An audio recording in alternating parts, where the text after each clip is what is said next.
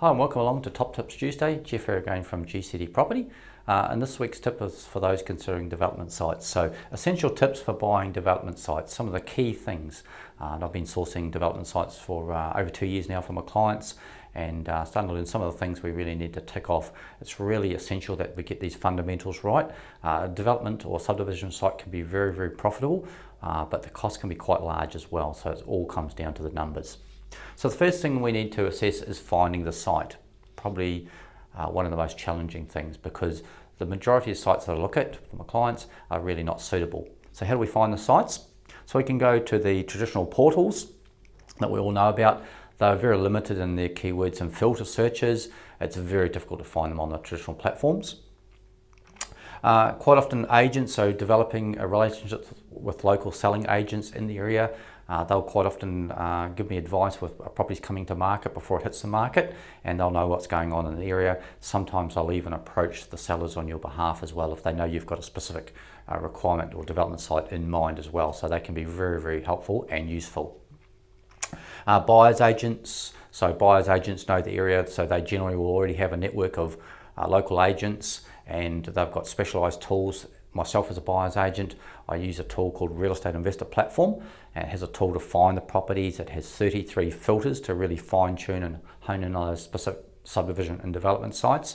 But a buyer's agent that's skilled and has been sourcing development sites, because they are very different from a traditional house to buy. So they can be another source, and also off-market type properties.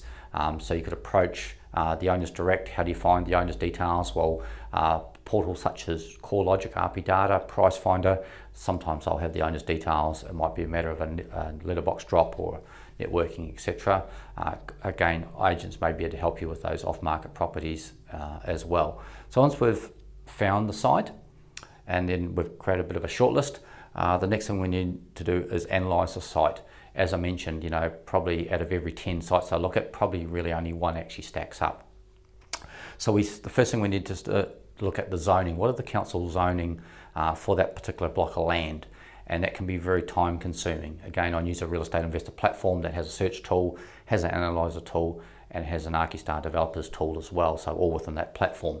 But if you don't have access to that, you need to start going to the council websites and look at what the zoning for. Is it medium density, low density, high density, etc.? Because we're looking for the best use and highest density use of the land, because the values is in the dirt, not in the buildings generally. We also need to check all the overlays over the land, the block of land, to make sure it's not affected by flood issues, water overcourse, bushfire things. These can be, you can still build on bushfire zonings, but it adds to your costs, timeframes, etc., types of materials used, easements on site, site services, so stormwater, sewage services, etc. So, making sure these services are able to be accessed, so either from street frontage or the rear of the property, very important. And all those other associated services with doing the development site. So if it's on a flat site, it's going to be a lot more cost effective. As soon as we start getting into sloping sites, we need to worry about, retaining walls and engineering drawings, etc. So that, again, it can add up to the cost. Existing dwellings on site. The majority of the sites that I've been sourcing recently already have an existing dwelling. So the first thing I do is, once I've gone through tip number 1 and 2, is look at, can we keep the existing dwelling? Does it have some value? And can we access the rest of the site and develop around that existing dwelling? If it's pretty old and run down, it's actually better off to remove the dwelling so we can put more buildings on the site.